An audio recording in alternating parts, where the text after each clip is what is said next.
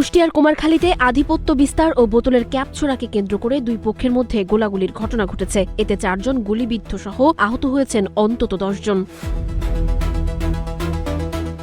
রোববার বিকেল 5:30টায় উপজেলার কয়া ইউনিয়নের বেরকালোয়া এলাকায় এ ঘটনা ঘটে। গুলিবিদ্ধরা হলেন দেরকালোয়া গ্রামের আমজাদ শেখের ছেলে আজম শেখ, এক এলাকার বাবু শেখের ছেলে রাব্বি, মুক্তার শেখের ছেলে শাহরুখ এবং লিটন শেখের ছেলে জনি। তারা সবাই রাসু মেম্বার গ্রুপের সমর্থক।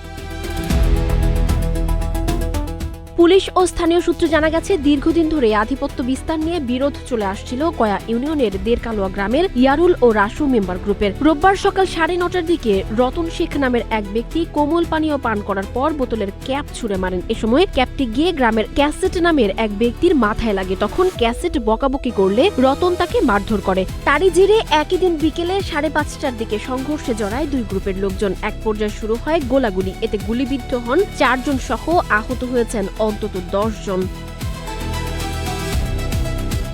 আহতদের প্রথমে কুমারখালী উপজেলা স্বাস্থ্য কমপ্লেক্স, পরে কুষ্টিয়া 250 শয্যা বিশিষ্ট জেনারেল হাসপাতালে ভর্তি করা হয়। এর মধ্যে কয়েকজনের অবস্থা গুরুতর বলে জানা গেছে। এ ঘটনায় এলাকায় উত্তেজনা বিরাজ করছে। আইনশৃঙ্খলা পরিস্থিতি নিয়ন্ত্রণে এলাকায় অতিরিক্ত পুলিশ মোতায়েন করা হয়েছে। আমার আপাকে আমরা দেখতে গেছি, দেখি আমরা দোকানের পর বসে রয়েছি, পাখির মতন গুলি করতে করতে লাস্টে আমরা মাঠের মধ্যে দৌড় মারতে লাগেছি। দৌড় মারার পরেতে আমাদের ধরুন গুলি করছে। আমরা সেখানে প্রায় 4-5 জন গুলি খাই, আহত। একজন হলে না বাঁচা মতন ওই সম্মুখে আছে, দেখে আসেন। আমরা গরিব মানুষকে তার বিচার পাবো না।